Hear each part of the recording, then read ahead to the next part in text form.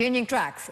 Be mindful of the story. It's one of our top stories this morning, but changing tracks and quickly touching base because there's a big guest waiting in the wings. Tata Steel in India, which is one of the largest integrated steel companies in India, just grew bigger last month, announcing the board approval of its merger with 7 other units. Ratings agency Fitch, though, says the jury is still out on the potential financial gains from this consolidation, adding that the merger will result in higher EBITDA, operating level profit, but dependent on the pace of regulatory approvals.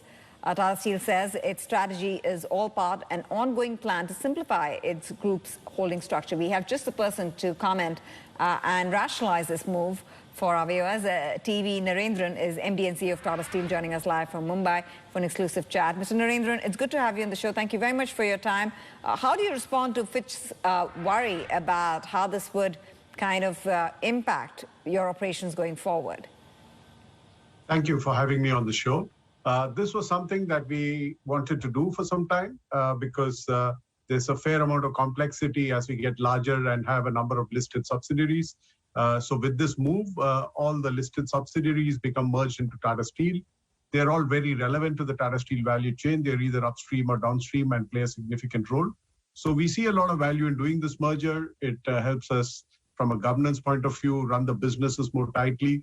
It helps us save a lot on synergy costs, prevents a lot of revenue leakage, helps us bring down corporate overheads. And overall, at a Tata Group level, we are directionally moving towards simplifying our structures. And, as the companies go larger, we want to keep it simple, but scale it up as well. Would it create a problem with the regulator in terms of regulatory approvals? Well, we have to go through the process. It takes a while. So we are in the midst of that. So we need to go through all the approvals, the NCLT approvals, the shareholder approvals. Like I said, some of these are listed companies. So we are working on all those dimensions. And we are confident that we should be able to do it, but it will take us obviously anything from 6 months to a year. In terms of just the steel industry, I suppose more broadly, we've obviously seen iron ore coming off considerably. We've seen a lot of the input costs coming down. There's obviously inflationary pressures, but this should be a boom period for the likes of yourself, or is it more that I suppose concerns about the global macroeconomic and the demand side story are going to be problematic moving forward? Well, yes, steel as an industry is very dependent on macroeconomic fundamentals. So to that extent, if there are concerns about global growth, yes, that's a concern for the industry globally. But the bright spot has been India has been fairly strong. For Tata Steel in India, 90% of what we sell is sold in India. So to that extent, we are more dependent on what happens in India, and India's outlook is fairly bullish given the infrastructure investments that the government has lined up. In Europe, we have a challenge because of rising energy prices, but that impacts the whole industry. But overall, yes, there is a concern about global growth, but I think we are more positive about the prospects in India. And India accounts for videos now.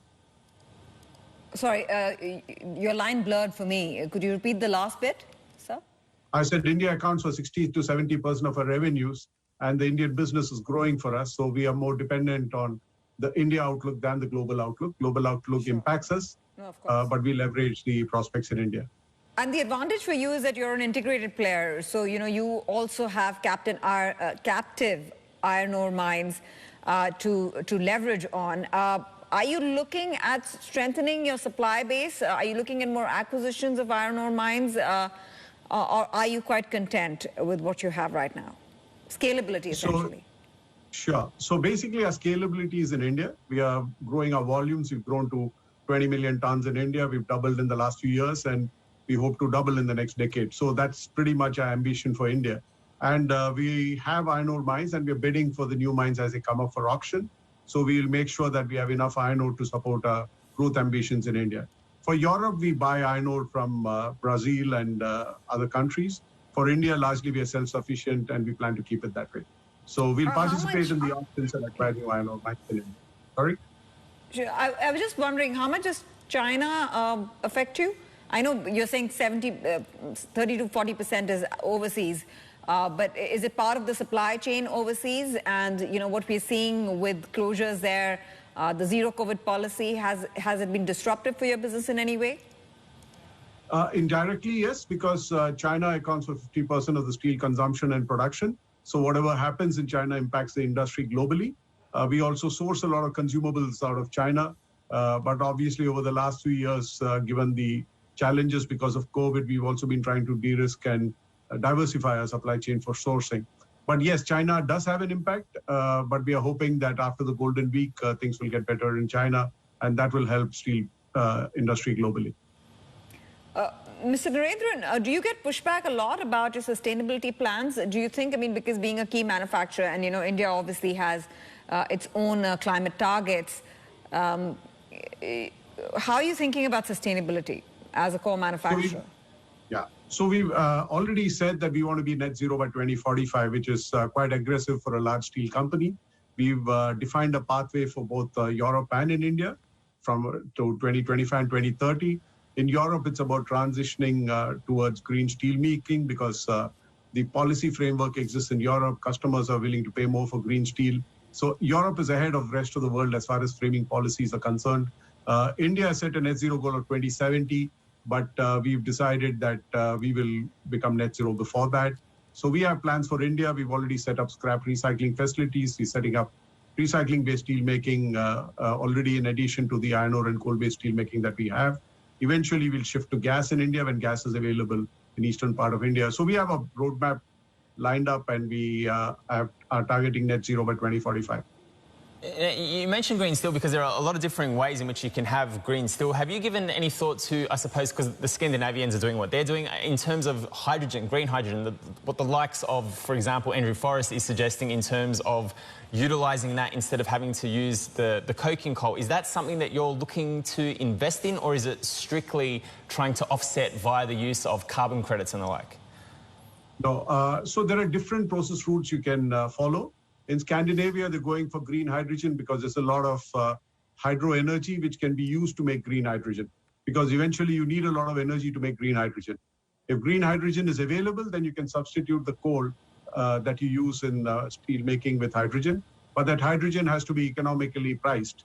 It has to be at around $2 a kilo if you want to compete with coal. So there are multiple issues that you need to take into consideration.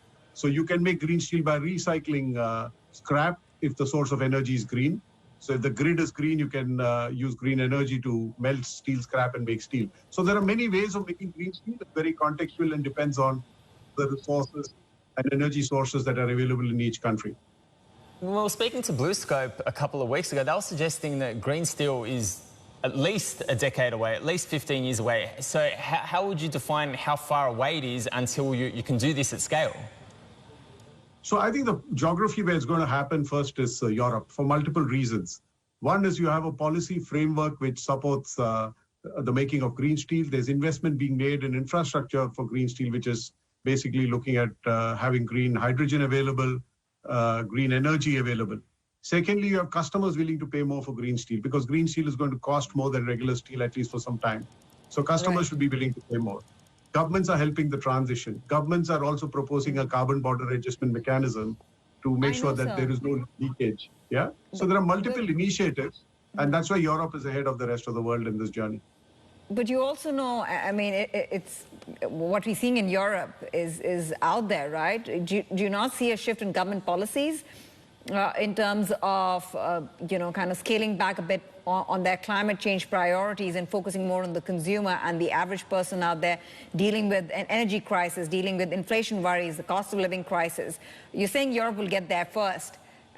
Will they get there first soon enough, or would the plans get delayed and derailed? Well, that's, I think, certainly a challenge which has emerged in the last 6 months. But there are two ways to look at it. Europe had planned to shift from coal to gas and then to hydrogen. So there is a thinking in Europe that maybe they need to move faster into hydrogen because gas as an option has suddenly become more expensive, right? So one is, of course, setting up more LNG infrastructure so that you can import gas from elsewhere and not depend on the pipelines out of Russia. The other is to say that can they transition to hydrogen sooner? So it can work both ways. But yes, what you're saying is a very valid point.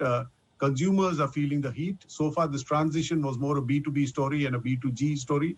But now consumers are feeling the heat, and that puts political pressure.